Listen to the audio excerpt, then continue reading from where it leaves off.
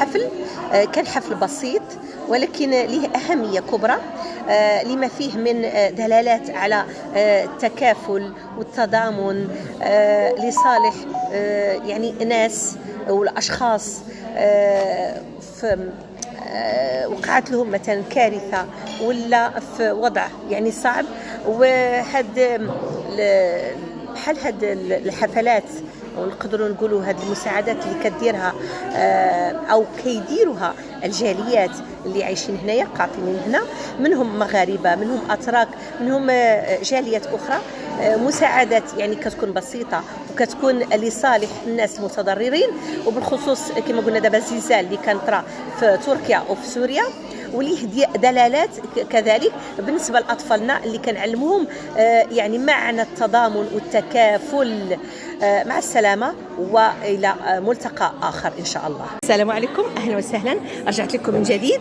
وهذه اخت اخرى تركيه واسمها هلال، بحال هلال ديال رمضان، حتى هي غتكلمنا ولكن بتركيا على هذا الافطار هذا اللي طرا لصالح شهداء او اخواننا الاتراك اللي عندهم دابا كما قلنا وضعيه صعبه جدا، بالخصوص كاين رمضان وكذلك الزلزال اللي كان وحتى الفيضانات اللي كاينه دابا.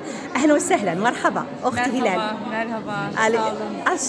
Alstublieft als da mag ja Türk praten ja zo voor die benefit. Teşekkür ederim. Bu akşam Türkiye'deki depremzedeler için toplandık.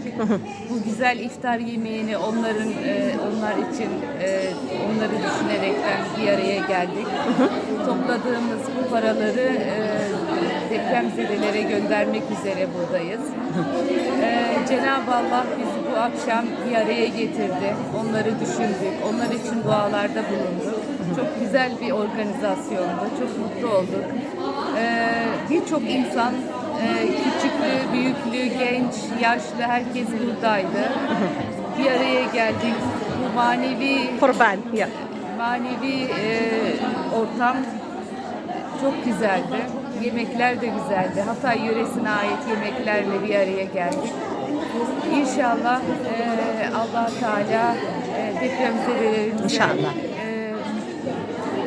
en kısa zamanda huzura erdirir. Tekrar eski huzurlarına kavuşurlar inşallah. İnşallah. Şükran cezilen. Teşekkürler efendim.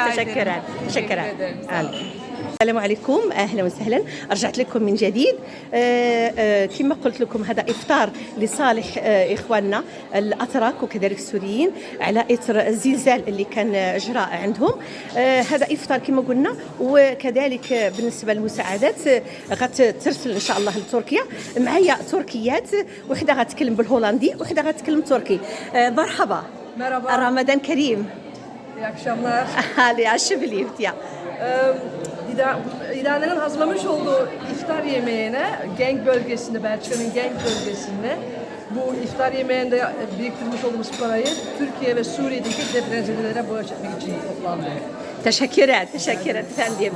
أنا وكيك هبوك نوخ أندرس عندي واحدة أخرى كذلك غتكلم بالهولندية.